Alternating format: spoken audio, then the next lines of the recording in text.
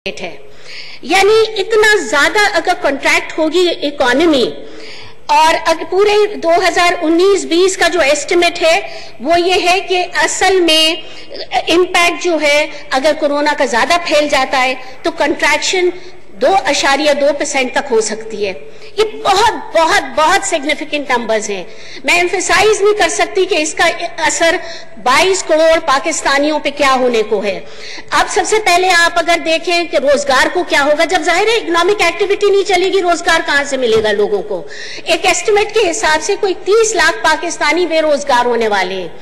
ایک ایسٹیمیٹ سے یہ بھی پتا چل رہا ہے ہمیں کہ انڈیپینڈنٹ ایسٹیمیٹ سے پراپرلی ڈن، میں اپنی مرضی سے نہیں بتا رہی ہوں، off the cuff 100 million Pakistani غربت کی نقیر سے نیچے ہیں.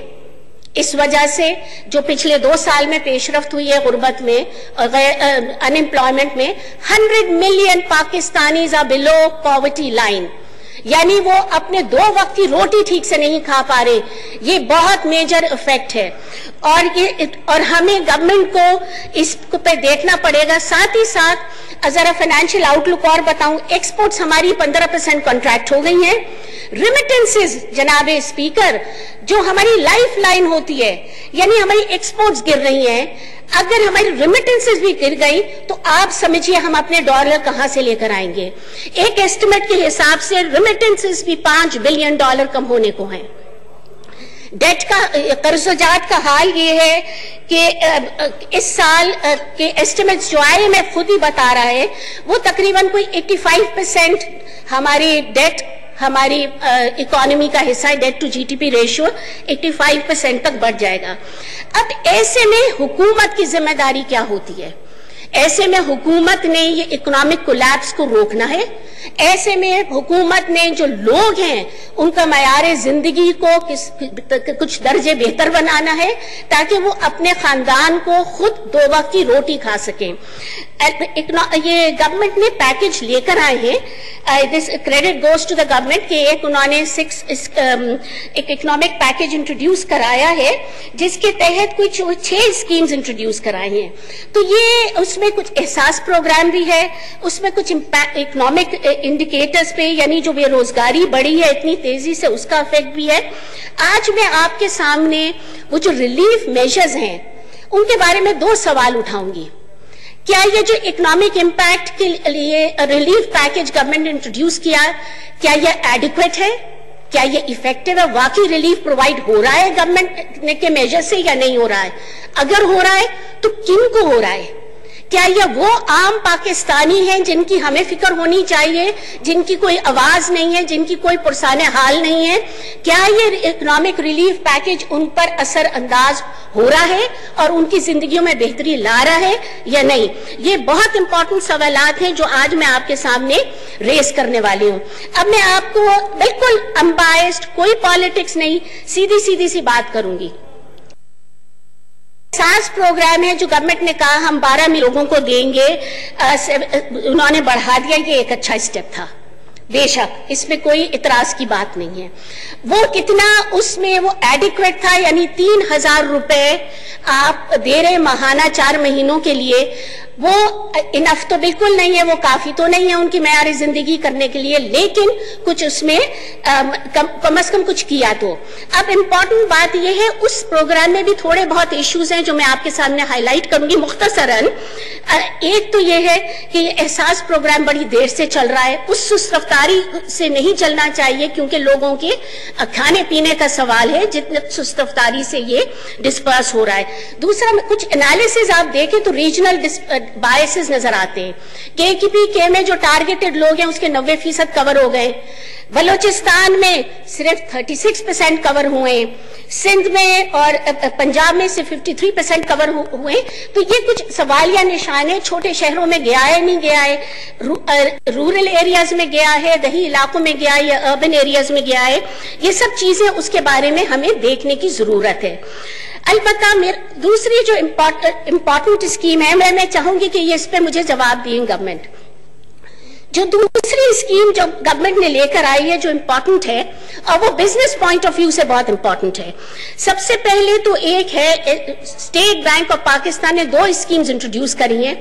ایک یہ کہ جو قرضہ جات ہیں لوگ بزنسز کے، کیونکہ ان کو ریلیف دینا ہے، برا حال ہے، یہ نہیں ہم چاہتے کہ وہ اپنے جو اپنے امپلائیز ہیں ان کو نکال دیں نوکریوں سے، ملازمین کو، تو ان کو ریلیف دینا ہے اور وہ دیوالیہ ہو جائیں، ان کو ریلیف دینے کے مقصد سے اسٹیٹ بینک نے 2 اسکیمز لانچ کی. ایک تو اسٹیٹ بینک نے ری فائنانسنگ اسکیم لانچ کری ہے، ری اسٹرکچرنگ اسکیمز فار لونز، اور یہ جو دوسری ہے ڈیفرمنٹ آف پیمنٹ کی اسکیم. یہ اچھی اسکیمز ہوتی اگر اس کو اچھی طرح ڈیزائن کر کے امپلیمنٹ کیا جاتا. میں تھوڑے آپ کو نمبرز دیتی ہوں جس سے آپ کو اندازہ ہوگا کہ یہ کتنی ایفیکٹو ہے اسکیمز. آج کا میں نمبر دیکھ رہی ہوں، اسٹیٹ بینک خود یہ بتا رہا ہے کہ اس اسکیم سے ابھی تک 501 بلین کا لون، یعنی جو قرضہ جات ہیں 501 بلین کے، وہ یا تو ڈیفر ہو گئے ہیں یا ری اسٹرکچر ہو گئے ہیں.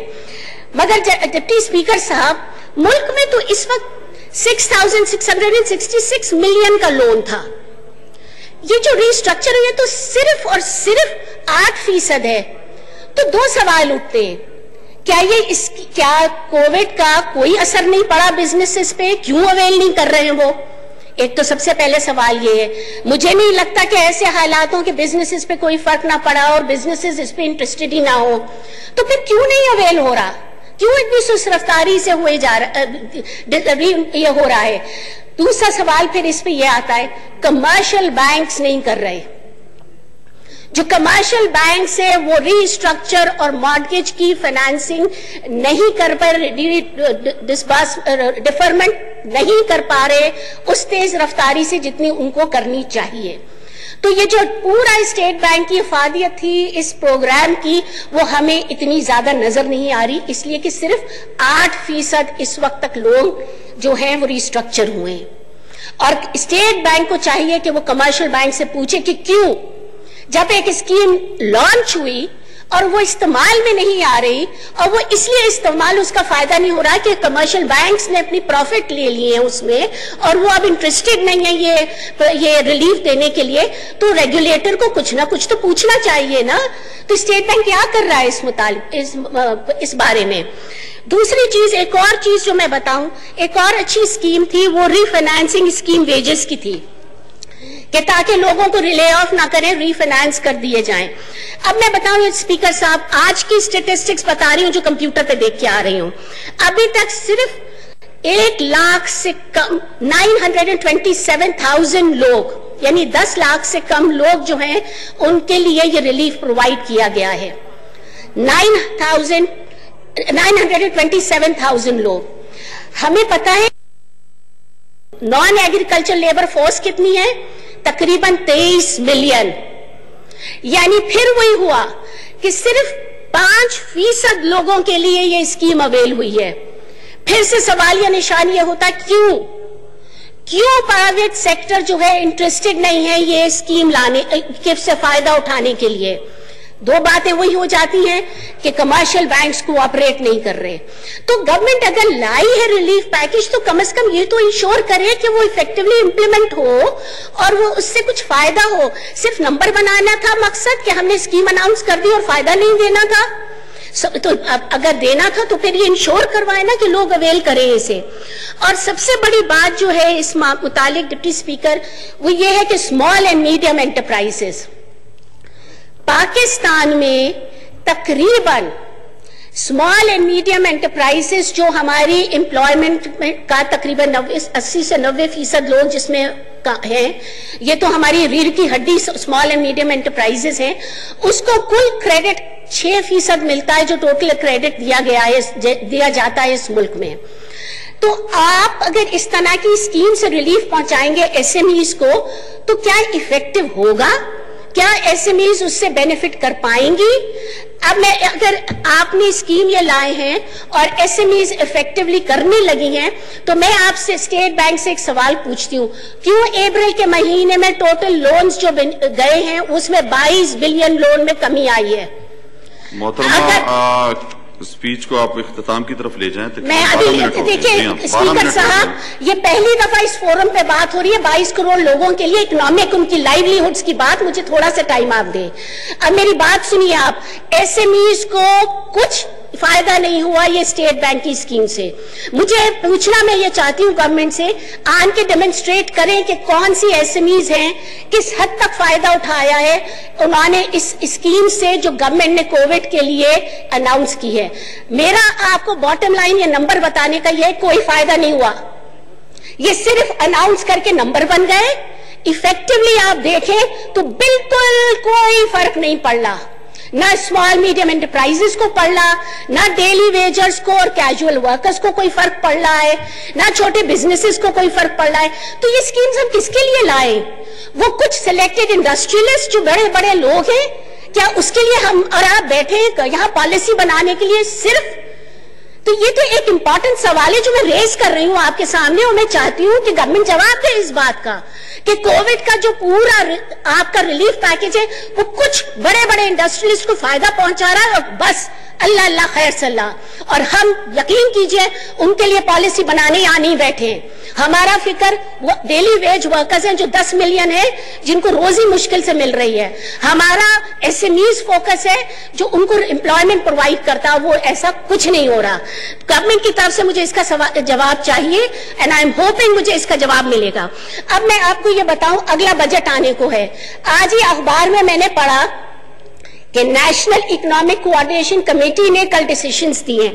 अब जरा मजाक देखिए हमारे साथ क्या हो रहा है, ये जरा गौर से सुनिए कि हमारे साथ वाकई मजाक हो रहा है। कल प्राइम मिनिस्टर ने एक इकोनॉमिक फ्रेमवर्क अप्रूव किया है।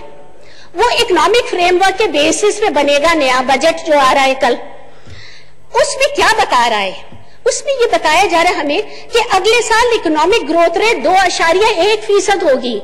जनाबे स्पीकर, जब आपकी इकोनॉमी सारी दुनिया के लिए नेगेटिव जा रही है, नेगेटिव, इंडस्ट्री बंद हो रही है, सारी इंडस्ट्रियल प्रोडक्शन खत्म हो रही है, लोकस्ट का अटैक है, सारा एग्रीकल्चर खत्म हो रहा है, आप उस पे किस बेसिस पे आप ये कह रहे हैं अगले साल पे 2.1% ग्रोथ रेट होगा? आप अपनी मेरी बात करें जी, बहुत लंबी आपने स्पीच कर ली। नहीं, मेरी बात मैं वाइंड अप कर रही हूँ, मैं वाइंड अप कर रही हूँ। मैं 2 सवाल रख रही हूँ इस वक्त गवर्नमेंट के सामने और मैं चाहती हूँ कि मुझे जवाब दे। जब इस ग्रोथ है, जब हमें ये पता है कि अगले 2 क्वार्टर कोविड की वजह से मजीद लॉकडाउन है, तो ये किसकी आंखों में धूल झोंका जा रहा है कि अगले साल 2.1 के बेसिस पे बजट बन रहा है ग्रोथ रेट? ये बजट तो ऐसा है कि आपके मेरे मजाक का बायस होगा, इसकी कोई बात नहीं ठीक होगी, इसलिए कि बजट जिन अजम्पशंस पे बन रहा है वो है ही रियलिस्टिक नहीं। तो हम कब तक दुनिया के इस तरह इस ऐवान में खड़े होके हम लोगों के आंखों पे धूल झोंकेंगे? ये बजट जो इस फ्रेमवर्क पे बन रहा है, मैं आपको लिख के दे सकती हूँ एज अ प्रोफेशनल इकोनॉमिस्ट कि इसका टारगेट आप मीट ही नहीं कर सकेंगे। आपने इसके बेसिस पे ये निकाल लिया कि 5.1 ट्रिलियन आप मोबिलाइज करेंगे, आपने रिलीफ पैकेज उसके बेसिस पे बना दिया, डेवलपमेंट एक्सपेंडिचर उसके बेसिस पे बना दिया। भाई जब वो रियलाइज ही नहीं होगा पैसा तो बाकी खर्चे कहां से होंगे? पेश ही नहीं हुआ, जब पेश होगा तो आप उस पर बहस कीजिएगा। देखिए मैं आपको ये बता रही हूँ, बजट की नहीं और उस पे बजट की नहीं, नेशनल इकोनॉमिक, जनाब स्पीकर नेशनल इकोनॉमिक अभी तक पेश ही नहीं हुआ, बजट जब होगा तो आप प्लीज उस पे बहस कीजिएगा। अभी आपको जो मौका दिया गया आप उस पे बहस करें। मैं उस पे कर रही हूँ इसलिए कि आपने आज ही कल कैबिनेट ने नेशनल इकोनॉमिक कोऑर्डिनेशन कमेटी में मैक्रो इकोनॉमिक फ्रेमवर्क अप्रूव किया है, उसकी बात कर रही हूँ जनाब स्पीकर। बिल्कुल रेलिवेंट है, बहुत शुक्रिया मोहतरमा। मेरे ख्याल से ये मैं आपसे आखिरी में बात, एक सिर्फ बात, अगर हमने इस तरह गवर्नमेंट बजट और पॉलिसी मेकिंग को तमाशा बनाया कि जिस वक्त हम बना रहे हैं हमें पता है कि ये नहीं इंप्लीमेंट होने वाला, ये सच नहीं है, तो क्या पॉलिसी होगी? क्या आप रिलीफ देंगे आम आदमी को? बहुत शुक्रिया, बिल्कुल कुछ नहीं होगा। मोहतरमा किश्वर ज़हरा साहबा।